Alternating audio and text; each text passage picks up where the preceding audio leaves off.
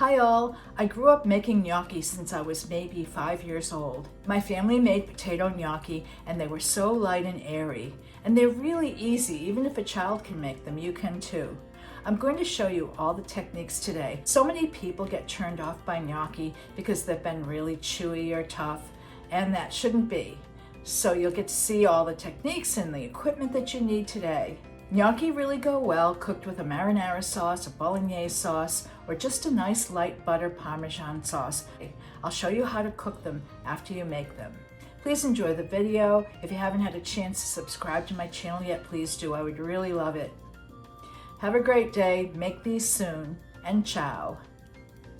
You'll need about 6 to 7 large potatoes. Use a pan that's got high edges. This is a Dutch oven and it's perfect. Cover your potatoes with cold water until it's about 2 inches above them, and then put a lid on.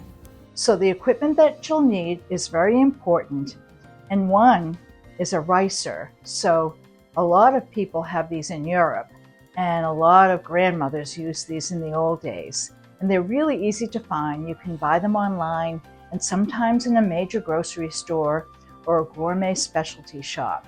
So I have 2 right now, and one is all metal and it costs maybe about $10. And the whole idea is after we cook and cool our potatoes just a little bit, we're going to put them through here. It's kind of like a large garlic press, and we'll press them through. And the reason why this is so important is your potatoes will just come out. It's called ricing, and your potatoes will come out and you won't have to mash them.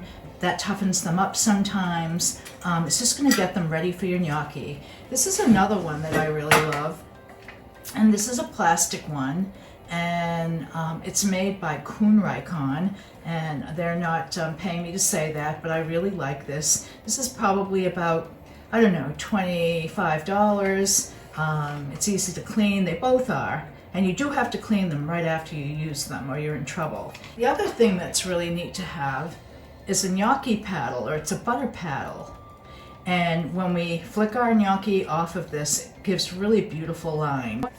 But growing up, what I used was just an old-fashioned fork. And this, once again, you'll flick your gnocchi off, it will create little line, and that's where the sauce will be caught on your gnocchis. And you know, this was all we really had way back then. And in Italy, that might be all you had too. But both of these are really great.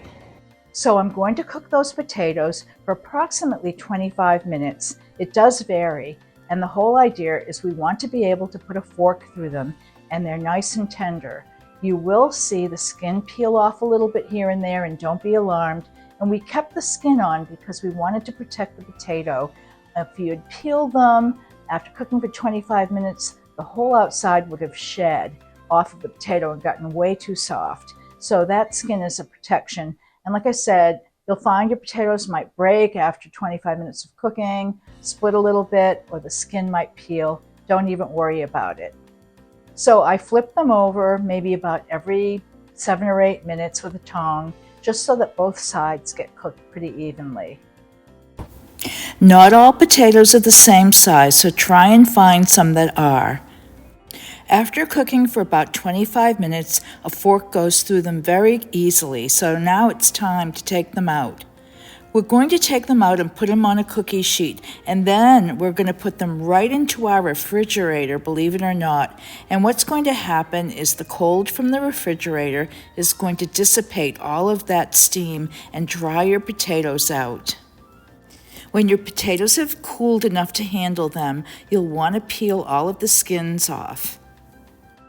So now it's time to use your ricer. So you're going to cut your potatoes into large chunks and place them in the ricer and push down really hard, and you're going to see them come out the other end, much like a garlic press. Measure out 4 cups of all-purpose flour and put that aside. You'll want to make a well in the center of your potatoes, much like you would if you were making pasta.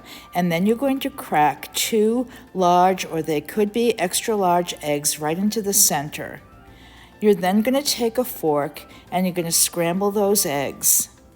Before that, though, measure out 1 tablespoon of kosher or sea salt. Sprinkle it all around the edges of the potatoes.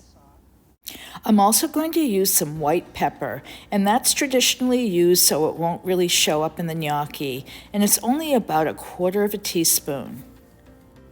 Thoroughly scramble your eggs, and then once you're done with that, you can start sprinkling your flour all around the side of the potato and the center of the potato, 1 cup at a time, a little at a time, and you're going to mix it with a fork in between. After all the flour is in, you want to start mixing it with your hands. It's going to seem like it's very dry, but those potatoes are going to add moisture slowly to your flour. I'm dumping it all out now on a work board, and I'm going to start kneading it. You don't want to knead gnocchi dough for too long, but it will take a little bit of while for that moisture once again in the potato and in the egg to incorporate. And don't worry, it seems like it's never going to happen, but you will see that it will. I like to use a bench scraper, or you could use a spatula to kind of push your dough together. It's really going to help it. You can use your hands too if not, and it's going to add that moisture in there and start turning it into a sticky dough. Now I'm going to use my hands to finish this off on kneading the dough. It's just going to give me more control on getting that moisture into the flour. Once your dough starts sticking together, just keep flipping it over and pushing. You'll end up picking up all of those crumbs you're seeing. It looks like you won't be able to, but they will get incorporated into that wet dough.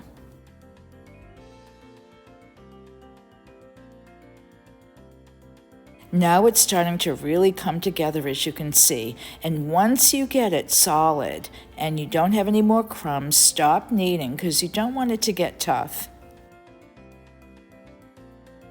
When the dough is really soft and done, I love to cut it in half and just check the center to make sure it's not floury.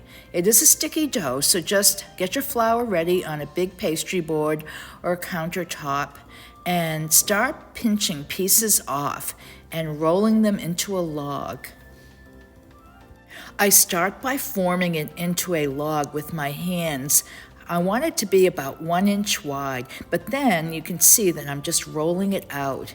That's the best way to do this. Cut your rope of gnocchi into about a 1 inch piece. I'm using my bench scraper to do this, but you can also do this with a knife. Now it's time to form them, and I'll show you on the fork. You want to turn your fork upside down. You can see that I'm using the back of the tines of the fork. You just want to flick it off. You put your thumb in the center of that dough or a finger and then grasp onto it and roll it off of the fork. I'll show you a couple of more times. And then you're going to take these and put them on a cookie sheet that's got some semolina flour or regular flour on it. So here's the gnocchi paddle, and it's the same deal. And the whole idea are these little grooves and that little part underneath that catches the sauce. Make sure you do get some semolina flour or regular flour on the bottom because your gnocchis will stick, and make sure not to pile them on top of each other. They are really soft and you want them to freeze well, or you want them to just sit there and get ready to be put into boiling water. So it's the next day. I've decided to freeze my gnocchi. I was having something else for dinner last night. So I separated all of the frozen trays of gnocchi into 2 1-gallon bags. And because our gnocchi makes enough for about 6 large servings, I'm thinking that 1 bag will feed about 3 people. I'm gonna make a small batch for myself today and put these right back in the freezer. But here they are. They're solid as a rock, and you don't want them to thaw out at all. You want to have your water boiling, and we're going to salt it too, and you want to have your sauce all ready. I made a beautiful bolognese sauce, and if you want to find out how to make this, look at my video. It was a Tuscan bolognese sauce that I learned on a trip to Italy and is the best I've ever had. So let's go over to the stove now and cook our gnocchi. I'll show you how. I'm going to start by salting our water. I salt it right before I cook any kind of pasta or gnocchi so it gets the intensity of the salt. The salt is really not meant for the boiling point like many people think. It's really meant to flavor your pasta, your gnocchi, your ravioli, whatever. So I'm using a kosher salt. Sea salt would work.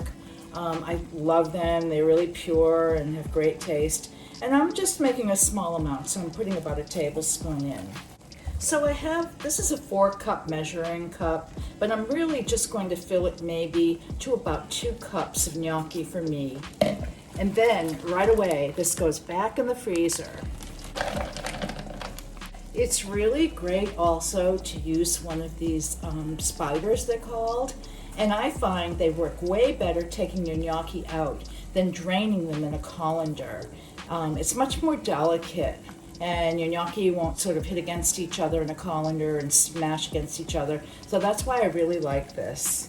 So this went up a little bit more than the 2 cups. It's actually just about 3. So on the timing, gnocchi take about 4 minutes, but I always tell everyone, please give it a taste. Take one out, taste it, and if it's ready to go, you're ready to go. So let's cook these for about 4 minutes. I'm going to put my timer on. You don't really need to stir them, and that whole thing about them floating to the top doesn't always work. They will start floating to the top in a while, but don't use that as your judgment. You really have to just take one out and eat it.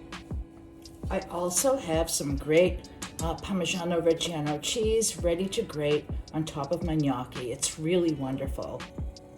If you're going to move your gnocchi around, be really dainty. You really don't have to do too much to them. Once they're in the pan, they're just going from frozen to hot boiling water, and it's going to take a little bit of time.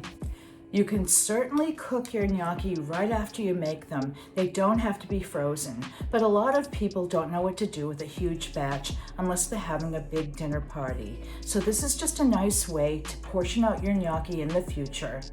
And if you do cook them fresh without freezing them, they are going to take maybe 1 minute less, believe it or not. But once again, do the taste test. You can see them rising to the top a little bit right now, and it's been almost those 4 minutes. I think, we're probably going to need to go with at least another minute or 2.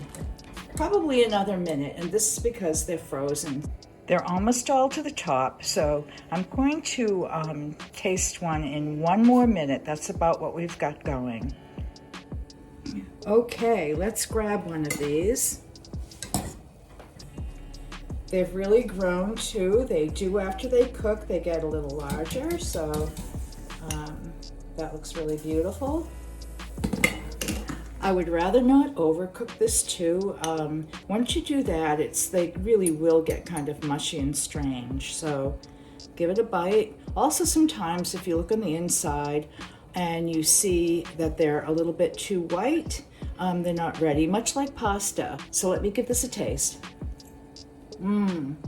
These are just right. That was perfect timing. So we went about 5 minutes. I'm shutting them off. And I'm going to shuffle over my bolognese sauce. So remember, just scoop out and get that water out. Okay, so popping that back in. And now very delicately turn these over. They are more delicate than a ravioli or a firm pasta, so you want to be gentle. Just sort of an up and over here. There, a perfect portion. And a little bit of grated Parmesan. Make sure you get the real stuff. So it's time for the taste test.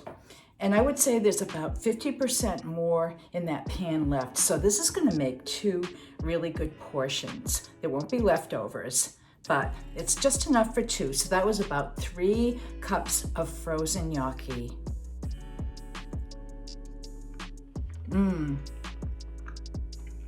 They are so light and tender and the flavor is great. You've really got to make these soon now that you know how. There's no excuse. And once you make your own, you'll be really spoiled and you probably won't buy them commercially ever again, maybe. Thanks a lot. Thanks for watching, and hope to see you again soon.